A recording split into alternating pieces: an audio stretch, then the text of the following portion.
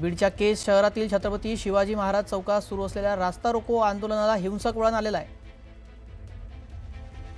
अहिल्यानगर अहमदपूर या राष्ट्रीय महामार्गावर गेल्या 3 तासापासून या संदर्भात अधिक माहिती जाणून घेऊयात। सुरेश जाधव आमचे प्रतिनिधी अधिक माहिती देत आहेत। सुरेश, काय नेमका प्रकार घडलाय?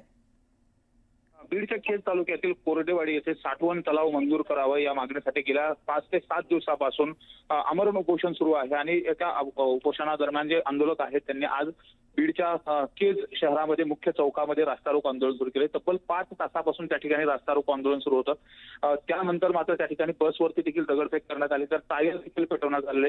आता परिस्थितीवरती पोलीस नियंत्रण मिळवण्याचा प्रयत्न करत आहेत, मात्र ट्रॅफिक जाम मोठ्या प्रमाणात आहे। गावातील साठवण तलाव मंजूर करण्यात यावा या मागणीसाठी राजश्री पाटील म्हणून त्या ठिकाणी उपोषणाला बसलेल्या कार्यकर्ते आहेत आणि त्यानंतर प्रशासनाने दखल घेतली नाही म्हणून हा उद्रेक झाल्याचं देखील प्राथमिक माहिती मिळते। मात्र आता तिथलची जी वाहतूक आहे ती सुरळीत करण्याच्या दृष्टिकोनातून प्रशासन देखील प्रयत्नशील आहे।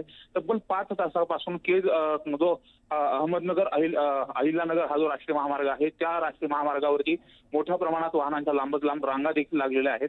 त्यामुळे आता नेमका हा जो रास्ता रोको आहे जो ठिय्या केलेला आहे तो मागे कसा घेतला जाणार त्या अनुषंगाने पोलीस प्रशासन देखील प्रयत्न करते, हे पाहणं महत्त्वाचं असेल। मात्र पोलीस प्रशासन असो किंवा प्रशासनाकडून असो कोणी प्रतिनिधी तिथे पोहोचलाय का? त्यांच्याशी चर्चा केली आहे का? त्यांच्या काही मागण्यांबाबत काही सकारात्मकता दाखवली आहे का?